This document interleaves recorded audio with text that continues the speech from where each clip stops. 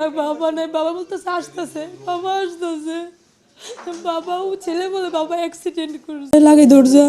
তারপর উনি যাওয়ার পরে আমি তারপর দরজা লাগাইছি। আজকে কেন জানি উনি যাইতে চাই না দরজার সামনে থেকে।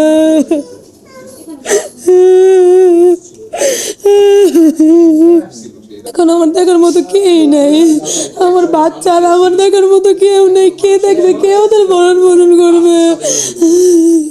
ব্যবসা শুধু লস গেছে আর লস গেছে, তাদের তো কোনো মানে এখন যে একটা উন্নতি হবে বলছে যে আমার এই কাজটা হইলে তারপর আমার এই এখন যা একটু ফ্যামিলিতে যা দেনা টেনা আছে সব আমি তাদের দিয়ে দিব। এখন এটা বলতে বলতে আমার যে থাক কিছু হইব না, আল্লাহর রহমতে ঠিক হয়ে যাবো সব। আমার কাজ ঠিক হয়ে গেলে সব কিছু সমাধান হয়ে যাবে। হয়তো বা বাড়ি গাড়ি বা ওরকম বড় ফ্ল্যাট বা ওরকম রাজকীয় নাই, কিন্তু তাদের ছেলেমেয়েরা কোনোদিন অভাব বুঝতে দেয় নাই। তাদের রাজার হালে পড়ছে।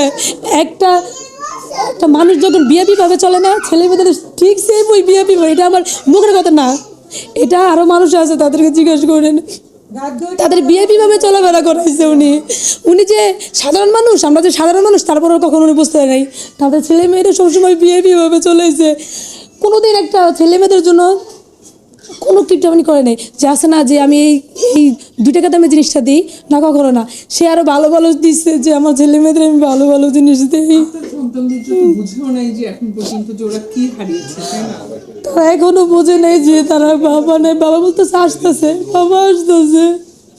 বাবা ও ছেলে বলে বাবা অ্যাক্সিডেন্ট করেছে, বাবা অ্যাক্সিডেন্ট। এইগুলা দিলে কি হইবা? আমার হাজব্যান্ড তো আর ফিরে আসবে না, তাদের বাবা ফিরে আসবো। এগুলা দিলেও তো তাদের বাবা আসবে না। তার জন্য আমার ছেলে মেয়েদের দেখে, আমার ছেলে মেয়েদের জন্য আমার হাজব্যান্ড যেভাবে চলাফেরা করেছে, আমার সন্তানরা ঠিক সেভাবে চলাফেরা করায়। আমার বাড়ির আশেপাশে প্রত্যেকটা মানুষের জিজ্ঞাসা করেন ওদের কীভাবে চলাফেরা করাইছে।